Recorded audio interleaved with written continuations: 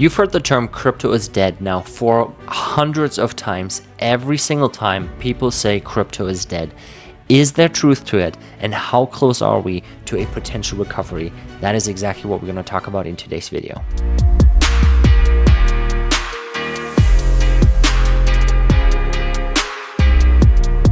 Alright guys, let's address the elephant in the room here. Crypto is not looking good right now.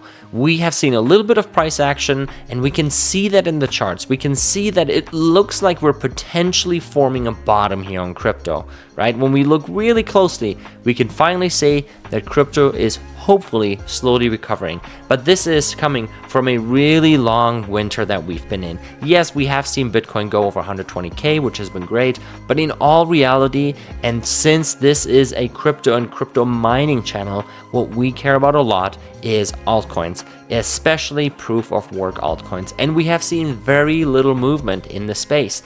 Now, to be completely honest, there isn't much going on. If you look at new projects, very little. If you look at new developments, we had only a very few projects that essentially have taken off and that have done well. We've had coins like Casper that have done well, and that's basically about it. None of the new coins have actually done well. Now, another one that I have really enjoyed and I actually really like is the Midnight token, right? Essentially the part of the Cardano ecosystem, their privacy coin. We had some other coins like Ironfish, which is also a really big privacy coin. We had some additional CPU mineable coins that come out, but again, all of these coins are a lot of speculation. We have some coins that are also working in the quantum resistance space that are really interesting, like QRL. Great coin, great idea, but very, very little price action. This is what has just been decimating the space. Because if you look at profits, well, there are no profits. We've seen this over and over again. I mean, you look at a 170HX, which is essentially the gold standard of crypto. Well, it has become now that they're readily available and anyone can get their hands on. You know, if you go back a couple of years during the ETH merge or pre-ETH merge, this was the absolute rare GPU that no one could get their hands on unless you're an enterprise client with NVIDIA, the kind of secret NVIDIA graphics card, right? This is the only GPUs that I'm mining on right now. And if you look at the profits, there are none. This is obviously set to about 13 cents a kilowatt hour, which is a little more than I have. But for a lot of people, this unfortunately is the new standard, right? Like 12 cents kilowatt hour is basically not doable for a lot of people anymore, especially if you live on the east or the west coast. Your electricity cost is significantly higher than that. Well, and if you look at this, you can see there are no profits. The profits are simply gone. We're not seeing any profits anymore, which is really sad. Now, looking at some of these projects as well, if you look at the emissions that are coming out of these projects, these are pennies. I mean, this is nothing. You know, compared to the hundreds of thousands of dollars that were coming out of Ethereum back in the days, this is nothing. Ravencoin with decent emissions, but again, a fraction of what it used to be. Look at the network hash rate on a coin like Ergo. Now, this is really interesting because Ergo is one of those coins that essentially for a moment, a lot of people were hoping that Ergo is going to become the next Ethereum, at least in terms of profitability. Well, we had a really big problem, if you remember that, with essentially their adjustment in difficulty. But if we take this out, you can see how we had a crazy spike, obviously, with the Ethereum merge. We can look at any coin, a lot of them look very similar, and then it is just a straight down for multiple years. Now, looking at this chart, this is not looking good. Looking at this, we would say this looks like a meme coin, right? It looks like, yeah, we had a little bit of a summer there and it's just completely gone. Now, is that actually the case? I believe that we're going to see a recovery for a lot of these altcoins. The problem is that we need to look into the right altcoins and we need to find the right timing for altcoins to have a real alt season. Now, there's a lot of projects that are not promising. There's a lot of projects that probably end up near zero and are just continuing to lose value. But if you can identify the right projects, if you can get into the right cryptos, if you can mine the right coins, I think the upside, especially at this point, can be extremely high. And I'm not just saying that to make you guys feel better. I know there's a lot of people out there, all they do is to just tell you this to make you feel better. No, I am in this with you. Mining is not fun right now because no one pays attention to it. Frankly, no one is listening. And on top of that, it is an extremely boring space. There's no development, there's very little news, there's very little coin, there's very little spec mining, especially looking at a lot of these coins. I spend time on Bitcoin Talk, I mean, at least once, 2, 3 times a week. And if you look at the activity on Bitcoin Talk, there's very little going on. Now, personally for me, the way I research some of these coins is I spend a lot of time, like I said, on Bitcoin Talk, just to see which projects are launching, just to see what the sentiment is, to see how many people interact with it, to see their GitHubs, to see how much activity there is on these projects. And unfortunately, there's very little going on. Now, there is very few projects here and there where we do see at least a little bit of activity, where we are starting to see a little bit of hope for some of these projects. The problem is that we're at a point where crypto is starting to somewhat mature. Not necessarily in terms of everyone respects crypto, but I think in terms of what the projects are doing and building. For example, you take any crypto like Caspa, or I mean, we even see this with Ethereum, right? The throughput. We have found a solution to scaling transactions, which is extremely important. Now, we have also found a solution for cheap transactions. Look at Solana, right? Proof of stake, yes, in theory, it is actually built to scale and have much cheaper and sometimes even potentially faster transactions. Now, on top of that, we've also figured out how to finally get over the security or the safety aspect of a lot of these projects, right? There's a proof of stake with Ethereum where we have proven that Ethereum is an extremely safe chain, right? Proof of stake is a really good example of a mechanism and an algorithm that works well. The problem is we need enough people to participate to keep that network secure and obviously avoid 51% attacks and all that kind of stuff.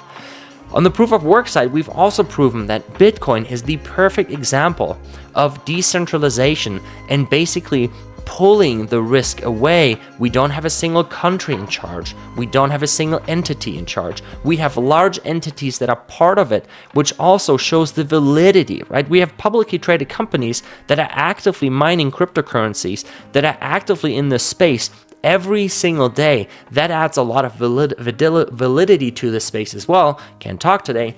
But I think this all really draws a very, very good picture of what crypto is looking like and what crypto can be once it finally gets accepted more and more. Again, long term, when we look at this, this does not look good. Well, if we zoom in a little bit, you can see that there really is nothing going on. We could argue that we're flattening out, but it's also because we're literally getting to, we're sitting at just over 2 terahash on Ergo. Look at where we were before. This is absolutely insane. We have lost a lot of people in this space. And something that we also need to keep in mind is that these 170 HXs that we used to have, right, where Ergo can run 364 mega hash, this has not been there in the past, right? Like, let's look at a 3070 and see what that looks like, because that's what most people were mining on. This is like the gold standard of crypto mining, right? If we look at the Ergo hash rate on here, you're basically sitting at 140 mega hash at about 100 watts of power.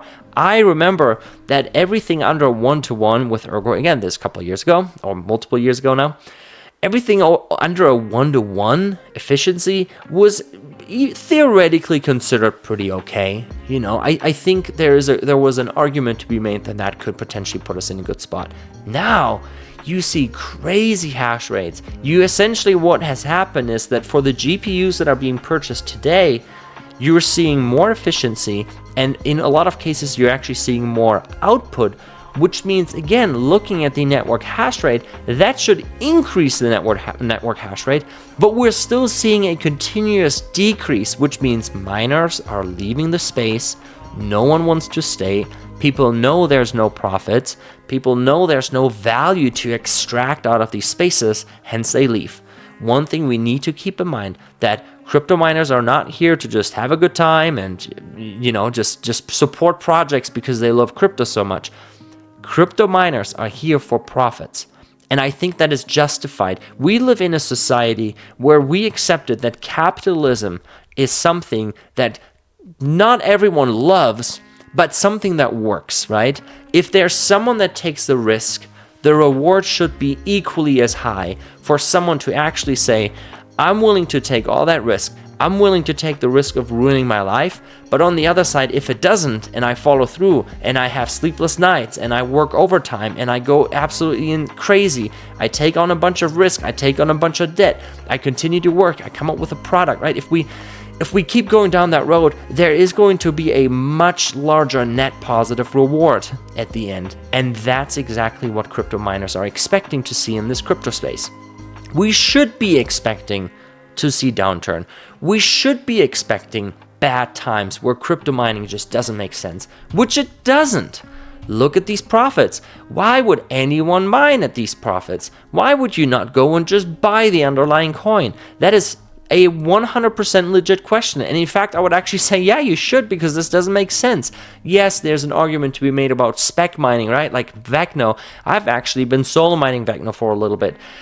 I don't think it's a great idea. I don't think it's an amazing coin, but at least it seems promising. It looks like it could be a project that at least is around. So yes, some people are taking on the risk and are saying, you know what, I'm willing to lose on my profits because otherwise I just can't even buy the coin, right? It's a brand new coin. It's really difficult to purchase. There's like 2 exchanges that actually, allow you to buy and sell Vecno. So you could say, oh, maybe I should just mine it so I can, keep building a bag. And especially keep in mind, at the very beginning, the emission rates are generally higher. The emission rates always get reduced, right? It could be a halving, it could be like a percentage over a month, kind of what we see with Casper, right? Where they essentially have their monthly reduction rate, not halvings. That's exactly the same. So the earlier you can get into a project, the bigger your bag can become as you mine before everyone else comes in. But the risk is that this project, just as an example here, Vecno could just go to zero because the developers are saying, oh yeah, we just built this, but we just wanted to rug pull the whole project, right? Totally legitimate. It happens over and over again. Now, what I want you to keep in mind, what I want you to remember about this video is that it is not always about profits. Crypto mining, if we just look at the profits, we can very much argue and say, yes, crypto mining is dead. Crypto mining right now does not make sense for anyone. But if we look at the chart, there are still people that are here. There are still people mining. There are still people willing to support these projects and to stay and stand with crypto. And I think this means a lot to the crypto community. This means a lot to me because it explains that we're not alone in this space. That explains that people are still, despite seeing at crazy bottoms, despite seeing people leaving the space left and right, there are still people that are hopeful, that are saying, you know what, I'm going to stick with crypto. And I think the space is going to recover. Now, is crypto mining, is GPU mining recovering? I don't know. I am hopeful. And I honestly think that we will see new projects, we will see new life come into this space.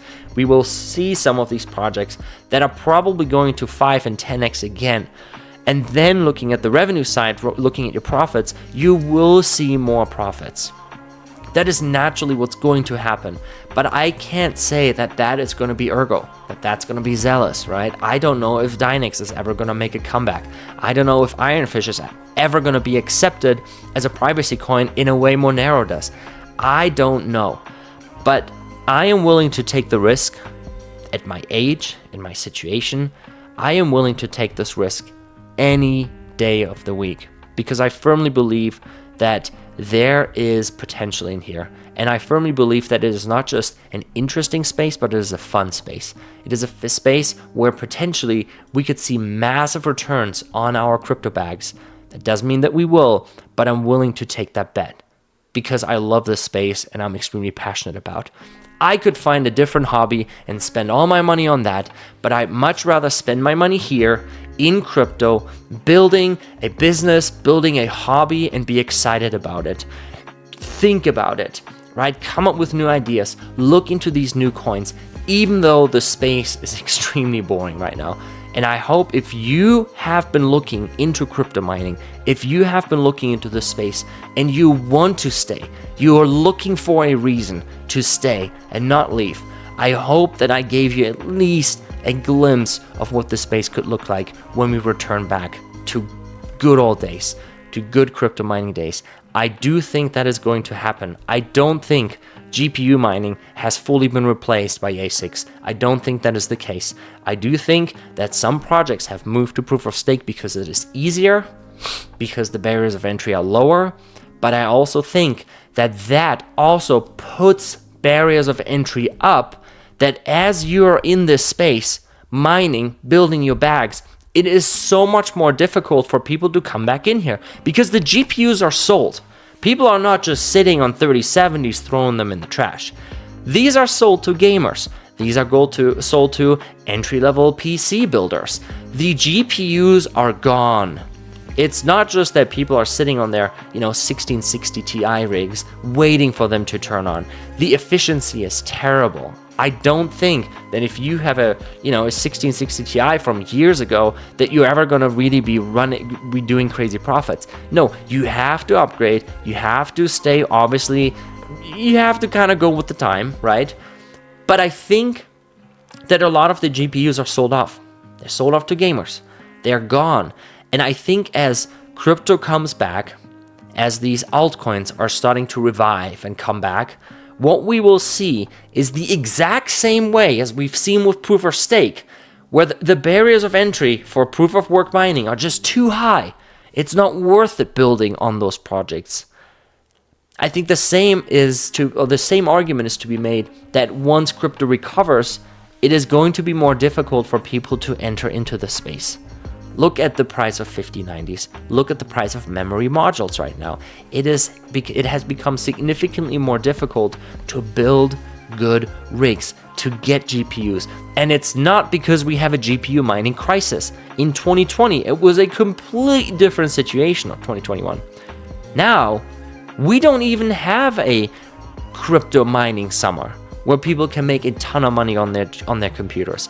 Yes, they can do some AI rental, but then also everyone is bringing it locally on their Mac Minis and everything because AI agents. So I think the barriers of entry are already there. And as long as you stick to this space, as long as you stay here, you are on the other side of the fence. You're on the right side of the fence, right? If something rotates, if something changes, it is going to be significantly more difficult for other people to get into the space. And I hope you stick around. Guys, you've probably never seen me on here. This is a brand new channel. I really haven't done anything here, but I think I've been patiently waiting for the time where I can finally step in and help be part of the community that revives crypto mining. I firmly believe that we're in a very unique situation at a very unique time right now where we have seen altcoins be decimated, where cryptocurrency mining has become so unpopular. The barriers of entry are still there, but if you're here or if you're interested in getting into the space, I will be supporting you and I will continue to make content on crypto mining. And I will make sure that I keep you updated on all the news that are happening around the globe when it comes to crypto mining. I am super excited to be here. I've been in the crypto mining space for a really, really long time. I've just never been on camera. Never talked about it, but I've been here for a long time. I've mined crypto for many, many years. I've seen multiple cycles. I've traded multiple cycles. I've made a lot of money. I've lost a lot of money. I've seen it all, and I'm excited to finally share that with you. With that being said, I wish you a wonderful day. I hope you like and follow this video because this really supports the channel, and I hope I can start growing this channel to share my experience with you. I think there's a lot that I can share with you, and I'm really excited to start doing that.